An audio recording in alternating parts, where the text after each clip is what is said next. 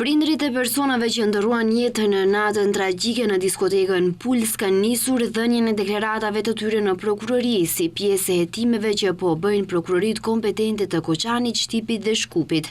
Në deklaratat e veçanta të tyre ata kanë treguar se si e kanë marrë vesh për ngjarjen tragjike, a kanë ndonjë informacion shtesë në lidhje me rastin dhe ju është thënë se për çdo kërkesë të mundshme për dëmshpërblim duhet të iniciojnë procedurë të veçantë civile. Grumbullimi i deklaratave të familjarëve të viktimave do të zgjasë deri të ejten. Më 22 maj, prokurori republikan Luk Çokocevski tha se hetimi për rastin e tragjedisë në Koçan pritet të përfundojë për 10 ditë, kurse shtoi se aktakuza pritet në mesin e qershorit. Në zjarrin që ndodhi më 16 mars në diskotekën Puls në Koçan, po atë ditë jetën e humbën 59 persona, ndërsa më 4 prill, më 7 prill dhe 17 prill ndërruan jetë edhe 3 persona të tjerë, duke e quar numrin total të viktimave në 62. Nga zjarri mbetën 196 të lënduar, që u trajtuan brenda dhe jashtë shtetit.